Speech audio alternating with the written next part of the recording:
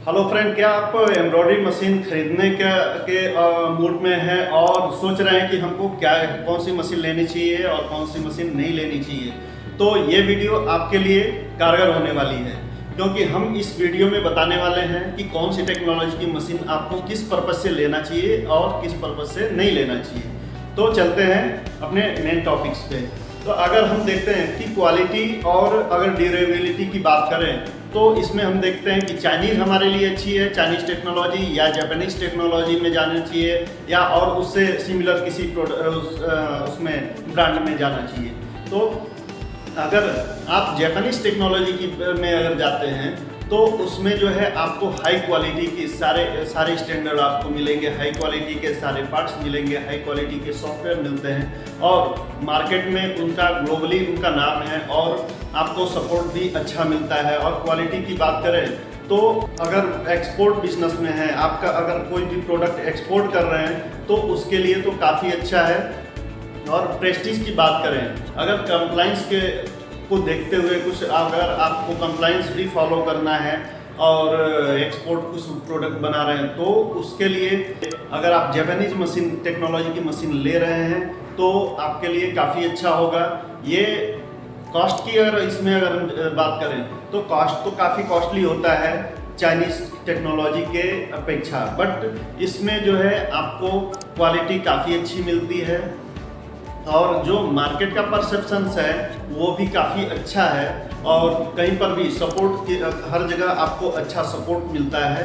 और अगर कंप्लाइंस कोई आ रहा है, किसी भी पार्टी को ला रहे हैं दिखाने के लिए और बताते हैं कि हमारे पास ये टेक्नोलॉजी है, तो फिर कस्टमर भी उससे इम्प्रेस होता है और काम मिलने के पूरे चांस होते हैं। तो अगर एक्सपोर्ट का बिजनेस कर रहे हैं, एक्सपोर्ट फील्ड में हैं और इस पर्पज़ से अगर ले रहे हैं तो जापानीज टेक्नोलॉजी में आप ऑब्वियस जा सकते हैं और फंड की कोई इशू नहीं है। तो और अगर आपके पास फंड भी देखना है और अगर कोई भी कंप्लाइंस का कोई प्रॉब्लम नहीं है आपको और कस्टमर का कोई अगर आपको प्रेशर नहीं कि हमारे पास आपके पास ये टेक्नोलॉजी की मशीन होनी चाहिए तभी हम आपको ये ऑर्डर देंगे, तो उस जगह पे आप चाइनीज़ टेक्नोलॉजी में जा सकते हैं। चाइनीज़ टेक्नोलॉजी में क्या, अगर इस क्वालिटी की बात कर रहे हैं तो क्वालिटी आपको जापानीज़ टेक्नोलॉजी से कुछ थोड़ा सा कम मिलेगा।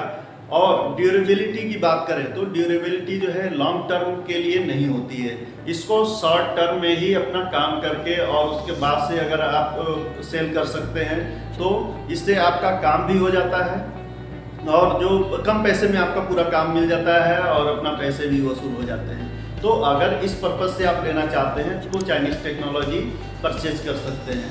दूसरी बात करते हैं कि अगर जापानीज में अगर जा रहे हैं तो उसके बहुत लंबा टर्म का ड्यूरेबिलिटी होती है, उसकी लंबे टाइम तक आप मशीन को चलाएं और अच्छी तरह से मेंटेनेंस रखते हैं तो कोई प्रॉब्लम नहीं होती। 20 साल तक भी मशीनें चलती हैं, कोई प्रॉब्लम नहीं होता है।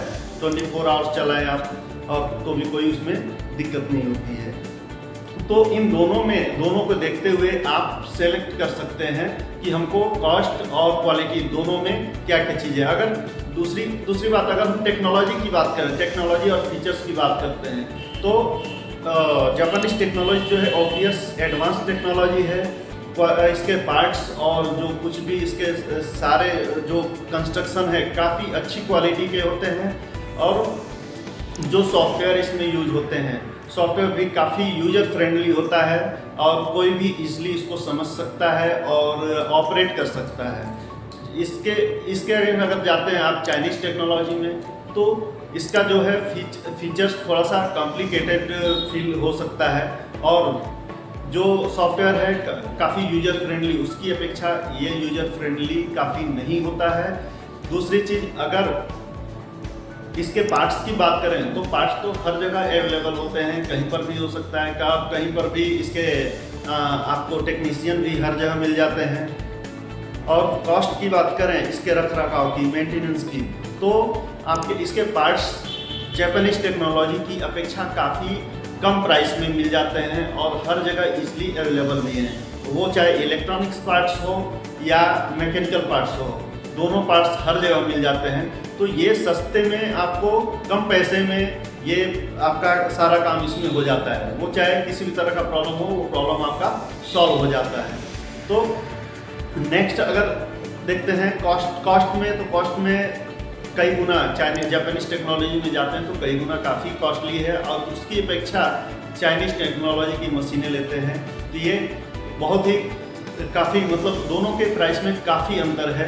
ये कम प्राइस में आपका काम हो जाता है, और इसके लिए जो नए एंटरप्रेन्योर्स हैं, नए जो भी फैक्ट्री वगैरह डाल रहे हैं, तो उन लोगों के लिए काफ़ी अच्छा होता है कि कम पैसे में और अच्छा काम उनको मिल जाता है, और बहुत लंबा टाइम उसके लिए नहीं सोचना है। अपना कम टाइम में अपना अच्छा काम कर लिए, अच्छा पैसे कमा लिए। अगर मशीन में प्रॉब्लम आ रही है तो फिर अपना रिप्लेस कर लिए, दूसरा चेंज कर लिए, या इजली सारे जो भी पार्ट्स भी चेंज करना हो तो भी सारे पार्ट्स भी आपके सब कुछ चेंज हो सकता है। तो ये इस परसेप्शन से अगर आप परचेज कर रहे हैं तो चाइनीज टेक्नोलॉजी काफ़ी अच्छी है। अगर बात करें मार्केट और सपोर्ट्स की, तो मार्केट अगर सपोर्ट्स आपको ऑलरेडी मैं बता चुका हूँ कि इसका सपोर्ट्स जो है चाइनीज़ का क्या है कि कहीं पर भी इसके इंजीनियर्स मिल जाएंगे और आपको पार्ट्स भी मिल जाते हैं, और इसलिए कहीं पर भी आसपास में आपको ऐसे लोग मिल जाएंगे कि जो कि किसी स्पेशलाइज्ड टेक्निकल बंदे की ज़रूरत नहीं होती है, मिल जाते हैं। अपने इंडिया के मार्केट में हर जगह इसके इंजीनियर मिल जाते हैं और बना लेते हैं, पार्ट्स भी अवेलेबल है। वहीं पे अगर हम जापानीज टेक्नोलॉजी की बात करते हैं तो इसके लिए स्पेशल इंजीनियर्स की ही ज़रूरत पड़ेगी, जो कि इसके जो ऑथराइज्ड डीलर हैं वहाँ से ही आपको मिलते हैं। पार्ट्स भी आपको ऑथराइज्ड डीलर से ही लेना होगा, और वो क्या है कि थोड़ा कॉस्टली होगा। तो ये दोनों में डिफरेंस है। ये दोनों को देखते हुए आप चूज कर सकते हैं कि हमको कौन सी मशीन लेना चाहिए।